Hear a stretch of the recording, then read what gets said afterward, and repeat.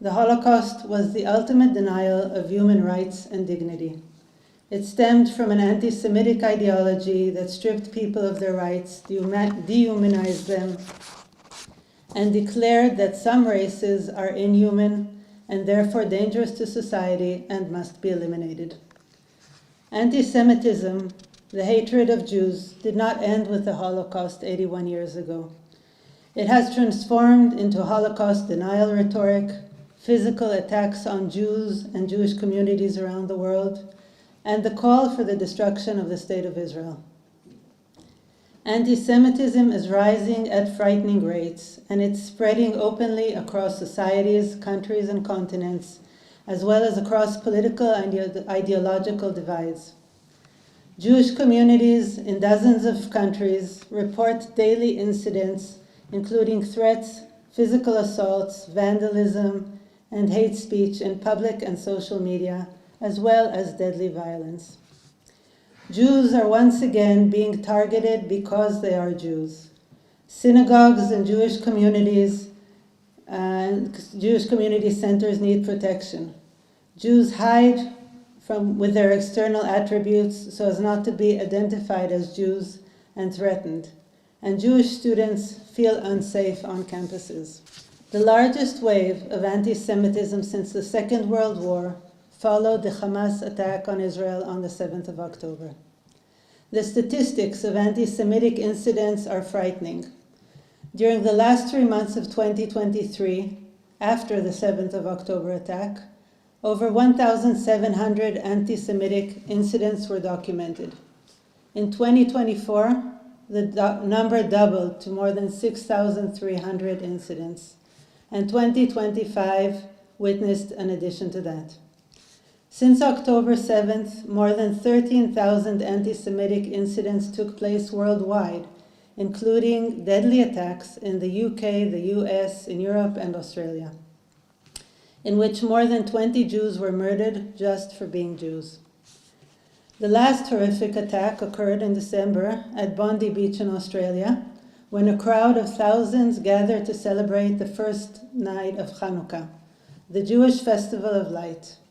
What should have been an occasion of joy and community turned into one of sorrow and terror when 2 gunmen opened fire at the thousands that were gathering there, killing 15 innocent people, including a 10-year-old child and an elderly Holocaust survivor, and of course, wounded dozens. Tonight we gather in remembrance and in honor of the 6 million Jewish women, men, and children who were systematically murdered during the Holocaust, as well as the millions of other innocent victims targeted by the Nazi regime. The Holocaust was not simply an assault on a people. It was an assault on humanity itself. This time last year, together with fellow leaders across the world, I stood at Auschwitz-Birkenau. Among the remnants of an unimaginable cruelty, one message echoed in particular force: our past must never become the future of our children. It is a message that must guide our conscience. It must guide our choices, and it must guide our actions. At Auschwitz, we remembered the millions of innocent children, women, and men who became victims of a hatred so profound that it sought to erase their very existence. Kosovo is a country that understands, in a deeply personal way, what it means to suffer persecution, ethnic cleansing, war crimes, crimes against humanity, as well as genocide. That lived experience shapes who we are today. It is why Kosovo stands firmly and unequivocally against anti-Semitism, against racism, and against every single form of hatred.